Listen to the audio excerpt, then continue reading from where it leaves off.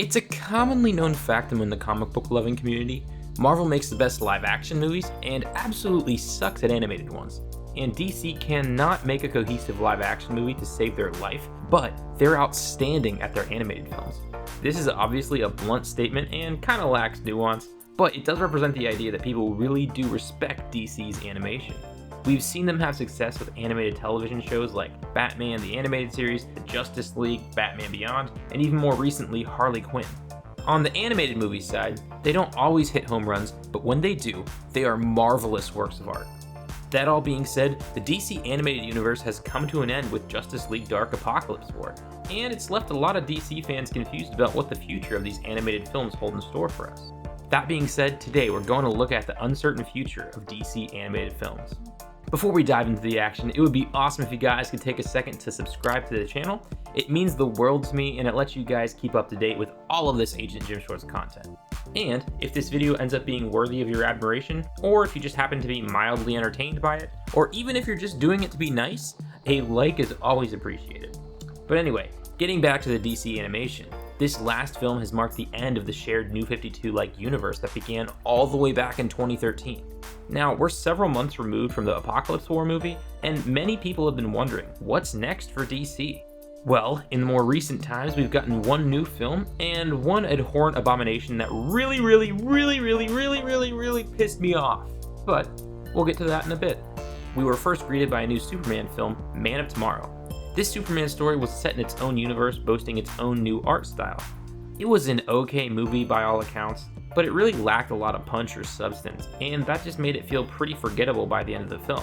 While it was by no means a bad film, it didn't seem like the film would inspire sequels or lots of love, so it left many people wondering as what was yet to come. On a side note, I just can't get past the art style of this. It just really didn't do it for me, and I can't seem to get used to it. I know that's a minor thing, but all of these little things together made this movie a bit meh for me, and I am desperately needing some more DC goodness in my life. My next attempt at finding some DC goodness was the new Death in the Family film collection. I was pretty excited about this because it was advertised as a choose-your-own-adventure movie, meaning you could decide if Jason Todd actually died in the Under the Red Hood storyline, or if he survived and lived on, which seemed like a pretty fun idea to me. So naturally, the day is October 13th. I sit there, just so stoked to watch this movie. I even played all of my relationship points, put all my relationship chips in the middle of the table to convince my lady to let this be our movie night. Not only can I not rent this movie, but once I buy it on my Vudu account, to my utter horror, I discover the digital version does not have an interactive feature. I repeat, the digital version is not interactive. So it just ended up being a shitty Cliff Notes retelling of Under the Red Hood. I wanted to murder somebody. You know what? I was so mad, I wanted them to step on a Lego. That's how upsetting this was to me.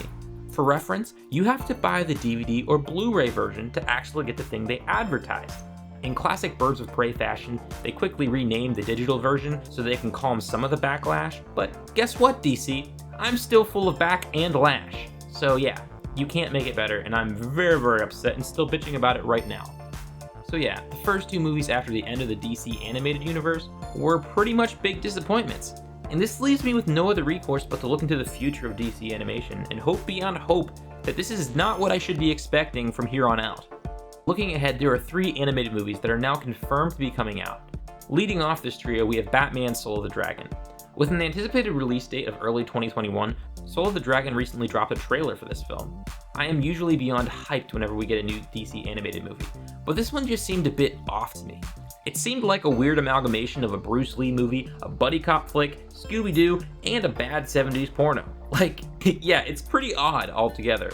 Now, I may eat my words when this comes out and fanboy really hard, and then make a video telling you guys about how awesome this movie is and how wrong I was. But honestly, I'm just really turned off by this trailer. The time period, the art, the story, I mean, just everything seemed a bit bleh. I don't know, it just feels wrong. I'll put a link in the description. You guys tell me what you think about it in the comments. Am I crazy? Am I the only one who hates what this movie looks like it's gonna be? But anyway, on deck we have a film that should be pretty interesting. We have the Justice Society World War II. This film is set to debut in the spring of 2021.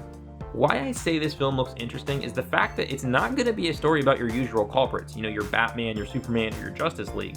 The Justice Society has a roster of classic Golden Age heroes that many of you may or may not be familiar with. In the past, DC has used the old heroes in the background of many episodes of things like Legends of Tomorrow, Stargirl, or even various other comic book series. This movie is promised to be a departure from that, and promises to put these lesser-known heroes in the forefront of the movie. They'll no longer be supporting characters. They'll be the protagonist of this film. While this isn't a movie I'm crazy excited about, I do think this is a kind of cool idea. We'll probably get to see some classic members of the JSA like the Jay Garrick Flash, the Alan Scott Green Lantern, Hawkman, Sandman, Spectre, Dr. Fate, Hourman, Atom, Thunderbolt, Dr. Midnight, Starman, Wonder Woman, Mr. Terrific, Wildcat, Black Canary, Star Spangled Kid, Power Girl, Cyclone, Obsidian, Wonder Woman, yeah, basically just rapping at this point. But anyway, yeah, there's a lot of really cool characters that you may or may not know of, and it could be pretty cool. While I'm not the most pumped about this movie, I think it's definitely worth checking out. Finally, we have the third announced film. This is actually going to be 2 films because there's going to be a part 1 and a part 2. And this is none other than the freaking classic of classics, Batman: The Long Halloween. If you somehow don't know about this legendary comic book arc, let me enlighten you. It's a murder mystery where Batman is trying to track down a killer who murders people on holidays each month. Knowing this killer only by the pseudonym Holiday, Batman tries to track him down and put an end to this terrible tirade.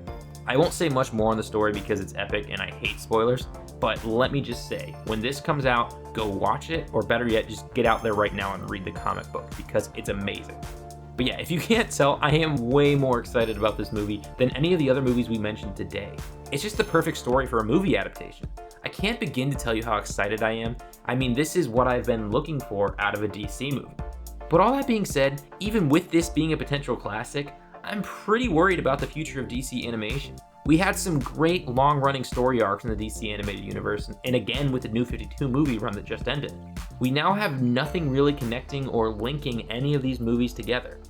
The live-action DCEU has become a train wreck, and all of this together really makes it look like DC has no plans or idea what direction they want any of their live-action or any of their animation to take. I find this really concerning because if you just look across the aisle at Marvel, they have all their ducks in a row and they aren't stopping anytime soon. The beauty of DC has been their unique characters and their stories all coming together in a cohesive way while still having these really cool outside-of-the-box Elseworld stories. Don't get me wrong, I love a good one-off movie as much as anybody, but to have an entire year of nothing but that, and several of them being pretty lackluster to boot, is really concerning to me. Who knows, maybe I'm wrong. I want DC to make it through this tough time and come out stronger. But I can't shake the feeling that this is a sinking ship and Warner Brothers is just trying to milk every last nickel out of DC until they die. Regardless, I really want to stay optimistic. I really hope that I'll be blown away about whatever DC puts out next for us. And I really hope that this animated medium won't be stopping anytime soon. Hey, thanks for sticking around everyone. If you haven't already, now would be a great time to like and subscribe.